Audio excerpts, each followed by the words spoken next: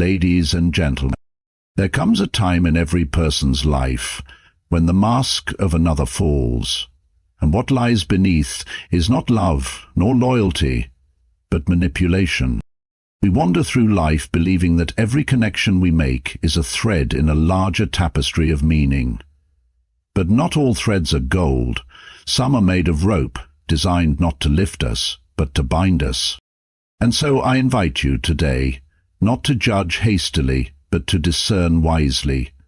Because your soul, the truest part of you, is shaped not just by what you do, but by who you allow to stand beside you.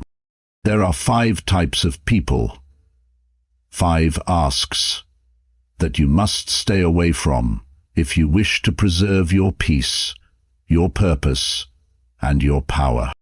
Let us explore each, not as rules to obey, but as inner truths to awaken. There is a certain kind of person whose spirit quivers not with admiration, but with quiet resentment when they witness another's light. This person is often charming, seemingly kind, perhaps even close, a friend, a lover, a parent.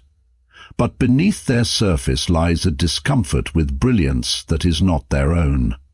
They will not openly ask you to fall back, to shrink, to dull your edges.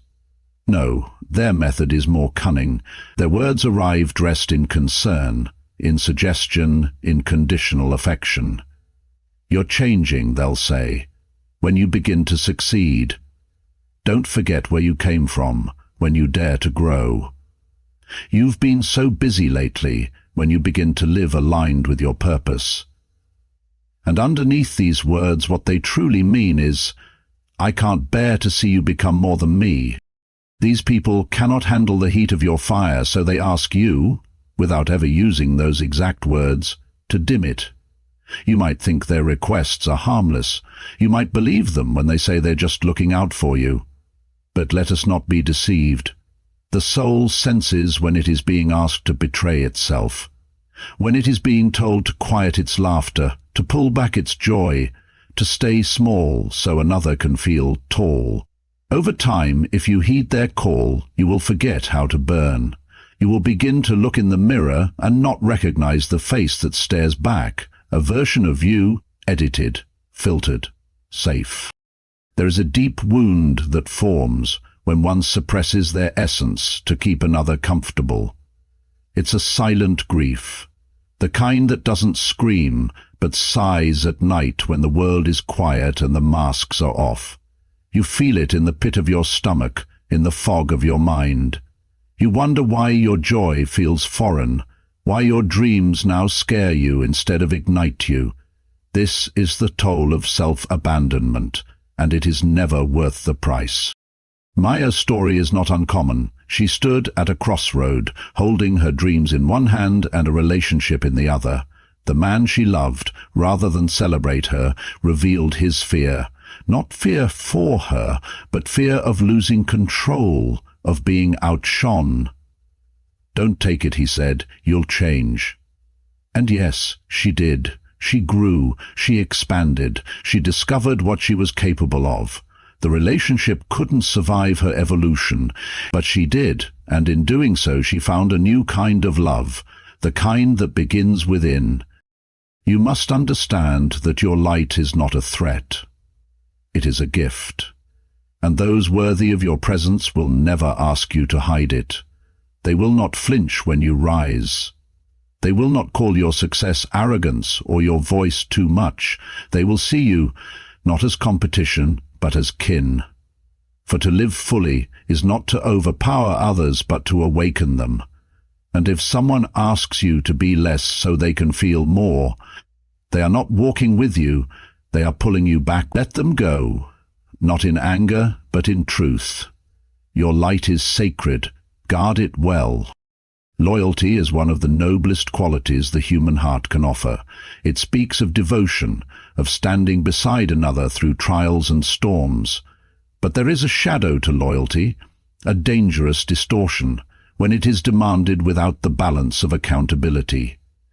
There are those who invoke the word as a shield, not for the sake of connection or truth, but to protect themselves from the consequences of their actions. They ask for your unwavering allegiance, yet recoil when you speak with honesty. They interpret your truth as betrayal, your concern as rebellion, and your independence as disloyalty. What they seek is not loyalty at all, but submission. In such dynamics, the soul feels quietly suffocated. You are praised for your silence, rewarded for your compliance, yet punished when you hold a mirror to their behavior. And this punishment rarely comes in the form of outright rejection. No, it is subtle, psychological. It's the coolness in their tone, the isolation they create, the guilt they stir in your chest. After all I've done for you, they say, as though your integrity should be their possession, as though your very voice belongs to them. True loyalty is never demanded. It is not an obligation, it is a gift. Freely given, and like all sacred gifts, it flourishes only where there is truth. Loyalty without accountability becomes a breeding ground for toxicity, for cycles of abuse, for the erosion of self-respect. Think of the countless people across professions and relationships who are asked to keep quiet for the sake of the team, for the sake of the family, for the sake of reputation. Nurses asked to overlook negligence. Soldiers told to hide war crimes, children told to keep family secrets, no matter the cost to their own well-being. These are not requests for loyalty, they are commands for complicity. And what is a team, a family, a relationship if it cannot withstand truth? If its survival depends on silence and denial, then it was never strong to begin with. The foundation was already cracked. Real strength lies not in avoiding conflict, but in walking through it with grace and responsibility. Accountability is the root of trust. Without it, loyalty becomes a leash, and love becomes a cage. You must learn to listen to the weight of your own conscience. If someone asks you to stand by them while they refuse to reflect on their actions, if they call your honesty betrayal and your concern disobedience, then they do not want a companion, they want control. And the soul cannot thrive in captivity. You are not disloyal for naming the truth, you are not a traitor for drawing a line. In fact, you are the only one truly loyal to the relationship, to the principle, and to yourself. In a world full of demands and masks, the greatest courage lies in remaining loyal to your own soul first. For that is the voice that will guide you, not just through loyalty, but toward liberation. There are moments in life when a gentle voice asks you to bend, not for truth, not for justice, but for ease. The voice often belongs to someone you trust, someone who claims to love you. They do not raise their tone, nor do they appear to command. Instead, they appeal to your affection, to your fear of conflict, to your longing for peace. Don't be so rigid, they say. It's just once. Nobody will find out. And yet, beneath these words lies a quiet demand. Give up who you are, so I don't have to face who I am. This is how the soul begins to fracture, not through great violence, but through small betrayals. The sacrifice of your values is rarely asked for all at once. It is chipped away. First, a lie you let pass, then a boundary you blur. Finally, you find yourself far from the shore of your integrity, lost in a fog of justification, wondering how you became someone you no longer recognize. Your values are not preferences, they are not quirks or habits. They are the structure that holds your inner world together, the compass by which your choices find direction, the foundation upon which your self-respect stands. When you abandon them for another's comfort, you are not simply accommodating. You are exiling your own truth. The danger is not in compromise, which can be an act of love. The danger is in submission, when you surrender your principles to keep another from discomfort. The soul knows when it has been betrayed, even if no one else does. The unconscious does not forget. It stores the memory, embeds it deep within the psyche, and from that place it begins to whisper, "You were not true. And the shame, though invisible, becomes a weight. It shows up in the tension in your shoulders, in the hollow you feel in moments of silence, in the way your smile doesn't quite reach your eyes. There is the story of a man who once altered a report at the insistence of his superior, just once, just to keep his position secure. The request was small, the pressure great, and though the act itself took minutes, the consequences lingered for years. He could not undo it. His conscience would not let him forget. Even when his boss moved on and the world seemed to forget, he remained haunted, not by what was done to him, but by what he had done to himself. There are people who will only feel safe when you are unsafe within, who will only feel right when you are willing to go wrong. They are not asking you for love. They are asking you to abandon yourself in order to belong to them. That is not partnership, that is possession. To live in alignment with your values is not always easy. It will cost you relationships, opportunities, temporary comfort, but it will preserve something far greater, your inner dignity, the unbroken thread between who you are and who you are meant to become. Never trade your soul's compass for someone else's convenience. What you lose in that exchange is far more than you gain. Forgiveness is among the most powerful forces in the human psyche. It has the capacity to release burdens, to heal ancient wounds, and to restore the dignity of both the forgiver and the forgiven. But even something so sacred can be twisted into a tool of control when offered where no change has taken root. There are people who will ask for your forgiveness not out of remorse, but out of strategy. Their apologies are not bridges to transformation, but keys to reopen a door they have no intention of honoring. These are not acts of humility, they are rehearsed rituals in a cycle, designed to keep you tethered. The danger lies in the tenderness of the heart. You want to believe them. You remember who they were at their best, or who they pretended to be, and so when the apology comes, soft, perhaps even tearful, you open yourself again, but time passes, and soon the pattern repeats. The betrayal, the absence, the broken promise. Again they apologize, again you forgive, but the wound deepens with each return. Eventually you are not forgiving because you believe in their growth, you are forgiving because you fear what it would mean to walk away. This is the subtle cruelty of the apology trap. Psychology tells us that the brain, when exposed to cycles of hurt, followed by surface-level repair, begins to normalize the rhythm. The abuse becomes background noise. The apology becomes the balm that quiets your voice. And before you realize it, your nervous system is no longer responding to injustice. It is trained to expect it. Imagine a father who misses every important moment in his child's life. Each time he offers heartfelt excuses. Work was overwhelming, he lost track of time, he didn't realize how much it mattered. His child, longing for love, forgives again and again. But the father never comes through. He never rearranges his life to be present. His sorry becomes a pass, not a promise. Or think of a friend who leaks your secrets. Each time you confront them, they express regret. But the betrayal happens again. And again.